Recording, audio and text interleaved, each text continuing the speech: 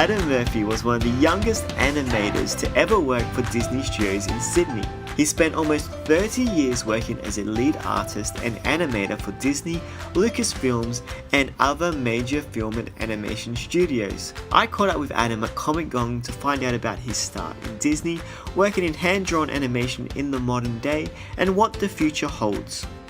Tell me a little bit about how you got started in drawing. I believe you started when you were 15 years old. How did that happen? Tell me, and you got into Disney. Disney had a studio out here, and it was work experience.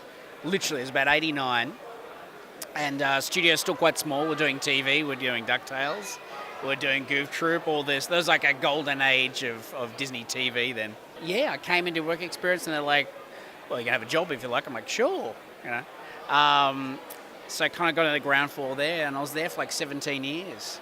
And sort of grew through the company. We started doing feature work, doing Aladdin and The Lion King.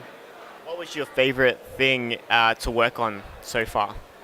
Genie was pretty good. I was working on it. It was so great to draw. There's not much construction. When you draw, he's just like smoke. He's got no elbows or anything. He's got a little waistband, little thing on his head. So to draw him was very quick. So it means you can actually get quite a bit done. So which means you can go home earlier. You can knock off earlier. So it's like win-win. You got this great character draw, great voice, and you can have an early mark sometimes. So it was great. And how has the industry changed over the years from when you were 15 to now, I guess? Massively. But it's very unusual at Disney. We're very much in a bubble out here because it's in the Australian studio. We didn't have much of an idea what was kind of going on outside. It was such a big studio. And you ticked along near work, and it's this constant sort of work. So the ebbs and tides outside never really affected you. So that was when the studio closed. There was a lot of people kind of going, what are we going to do? We don't know how to do anything. Luckily, we had some good friends that started up some smaller studios. We kind of got on the ground floor there and helped work that sort of stuff there. Difference is, I think, the technical stuff we were doing with the hand-drawn animation is very broad. You do big, broad gestures and broad facial expressions, and if you do a nice pencil line, you could suggest a squint of the eye or a tightening of the muscles. Whereas now with the CG work, the detail's incredible. You can do small little eye darts, micro expressions that you'd never normally see is now massive. To the point where I'm watching animated film now, I'm dumbstruck by the amount of detail that can get into a facial expression. Something you could never draw. You'd be lucky if you could suggest it drawing. And who were your influences as you were growing up?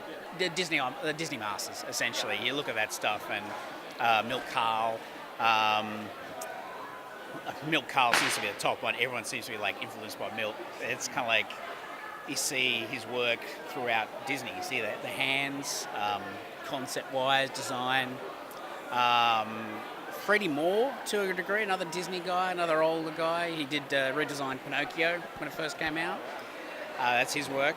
Have you changed at all through the years, the way that you actually draw? A little. Things have strengthened, I think. You tend to focus a bit more. Sometimes you throw it out the window a little bit and deconstruct just to get some interesting stuff happening. But then the Disney training was so great for the appeal, the appeal of an image and portraying an emotion, a feeling. That stuff's so vital into, in any sort of form, whether it's digital or pencil or paper or whatever. So I tend to go back to that stuff all the time. It's a good foundation to have.